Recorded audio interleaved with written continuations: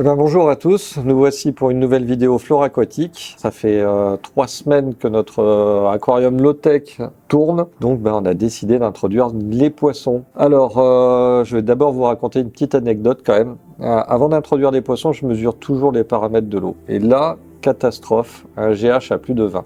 Je ne sais pas du tout ce qui s'est passé, mais je pense que lorsque j'ai rempli le bac, j'ai utilisé une eau de conduite que j'avais laissé reposer. Mais il y a dû y avoir des travaux sur notre ligne d'eau et ils nous ont mis une eau absolument dégueulasse. D'ailleurs, je m'en suis aussi rendu compte par le fait qu'au bout de 3 semaines, il y a déjà plein de cyanobactéries dans le bac. Donc c'est que l'eau est vraiment ignoble, quoi. Donc j'ai eu la bonne idée quand même le réflexe surtout, de mesurer le GH et donc de me rendre compte que cette eau n'était pas bonne. Donc j'ai fait un changement d'eau radical. Là aujourd'hui, il y a une eau avec un GH de 6. Un KH à 4.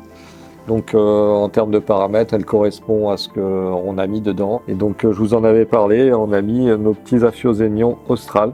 Donc un mâle et 2 femelles, des poissons encore jeunes qui ne devraient pas tarder à être matures sexuellement. Ce que je vais vous faire, c'est que je vais vous parler un petit peu de cette espèce en particulier.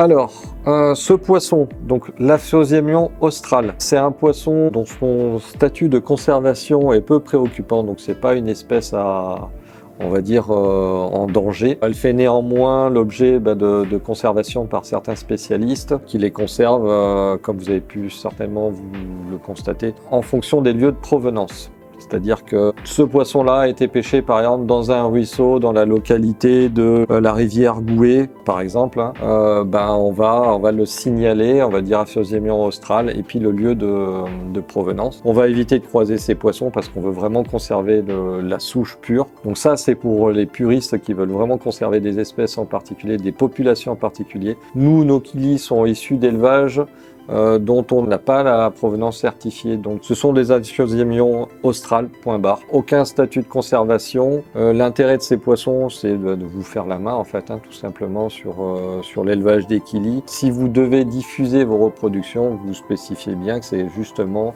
l'Aphyosemion austral, enfin Aphyosemion Cap Lopez comme les gens aiment bien l'appeler.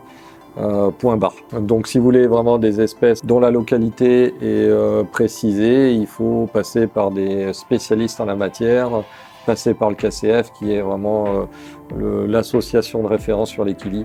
Voilà, je vous en avais déjà parlé un petit peu sur la dernière vidéo, j'en reparle un petit peu aujourd'hui.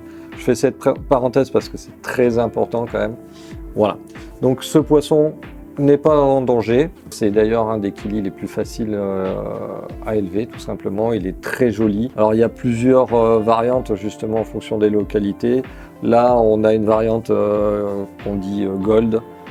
Et sa dominance est vraiment dorée, il n'y a pas de point noir, voilà. Le mâle est encore jeune, donc il n'a pas encore sa queue en lyre, mais ça ne devrait pas tarder, d'ici une semaine ou deux, on devrait y être. Les femelles sont plus petites, elles sont plus ternes en termes de coloration. Donc là, il y en a une qui se balade là, il y en a une autre qui se balade dans le tas de pierres. En tout cas, je les regarde depuis tout à l'heure, voilà la deuxième. En termes de comportement, les poissons sont bien. On a des populations qui se retrouvent donc en Basse-Guinée, l'embouchure de la rivière Gouet, le sud de l'enclave de l'Angola, l'ouest Congo, on en a aussi un petit peu au Cameroun. Donc ces poissons-là vivent dans des marécages proches de la mer, dans des marécages, dans des ruisseaux, dans des zones qui sont inondées. Voilà, donc pas des courants violents, pas de rivières à proprement parler, plutôt des petits ruisseaux calmes ou des fossés en fait. Ce sont des poissons qui vivent dans une eau plutôt douce, un GH compris entre 1 et 10. Comme là, ce sont vraiment des espèces élevées dans le but de vraiment aquariophile de masse. On a une tolérance des paramètres qui est un petit peu plus étendue. Mais bon, moi je vous conseille quand même de les élever dans les paramètres qui sont indiqués. Ça permet de conserver des poissons dynamiques avec de belles couleurs qui se reproduisent, etc. C'est toujours mieux quand ils sont dans des bonnes conditions.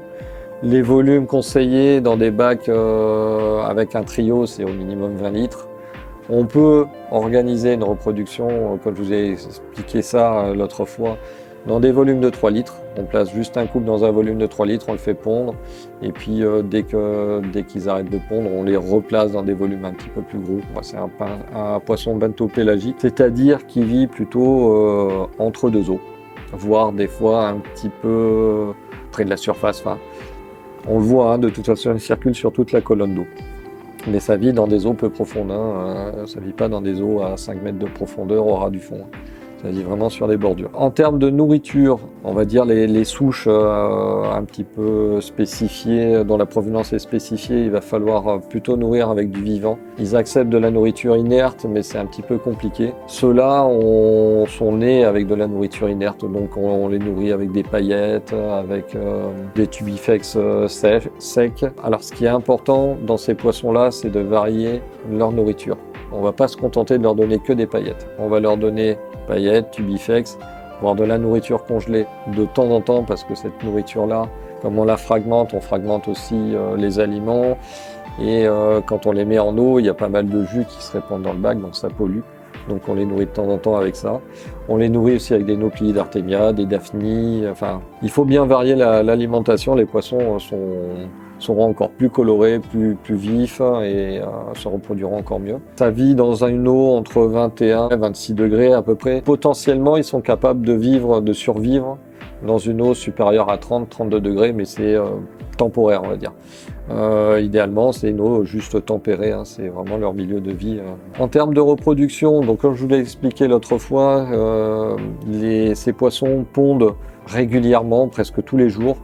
Quelques œufs, 2, 3, 4, 5 œufs, vraiment quand la femelle est bien pleine, mais souvent 2, 3 œufs, tous les jours, plutôt le matin. Ce sont des œufs qui sont durs, qu'on peut même manipuler à la main sans les éclater. Ces œufs vont éclore à peu près à 26 degrés au bout de 15 jours. Ça va donner des naissances à des alevins qui auront déjà résorbé leur vésicule, donc ils sont directement en nage libre et qui sont directement capables de s'alimenter. Donc au début, on les alimente avec des petites poudres très fines qu'on fait tomber progressivement dans l'eau. Si on a la capacité, c'est réaliser des infusoires, hein, c'est un genre de phytoplancton, zooplancton, mais de taille microscopique qui va permettre de les nourrir. Au bout de quelques jours, ils ont déjà un petit peu évolué, on pourra déjà directement les nourrir avec des nauplies d'Artemia. Moi, je le conseille parce que ça développe un petit peu un instinct de prédateur chez ce poisson-là. Il en a besoin, ils ont besoin de faire un peu de sport en gros. Et on complétera avec de la nourriture inerte. Par contre, ces poissons-là, alors les juvéniles, on les nourrit un petit peu 2-3 fois par jour. Par contre, quand ils sont subadultes ou adultes, 1 fois par jour, ça suffit et pas beaucoup. Hein. Ces poissons ne sont pas de très grands nageurs, ils restent sur place. Ils sont assez curieux, mais pas plus que ça, donc ils ne dépensent pas beaucoup d'énergie. Donc on ne va pas les suralimenter. Ce qu'on va faire, nous, c'est on va d'abord les laisser un petit peu s'acclimater. Le bac, il faudrait qu'il retrouve son équilibre, c'est-à-dire que les cyanobactéries disparaissent. Et je vais introduire un MOPS dedans. On va les laisser pondre dessus et puis on va basculer après les œufs dans le petit bac que je vous avais montré l'autre fois. Et on vous montrera un petit peu les différents stades d'évolution, éclosion, et puis la croissance, l'alimentation un petit peu de ces petits poissons. Voilà. Écoutez, je pense qu'on va s'arrêter là pour cette vidéo. Comme toujours, je vous donne rendez-vous les mercredis et les dimanches soirs à partir de 18 h pour de nouvelles vidéos. Allez, à bientôt!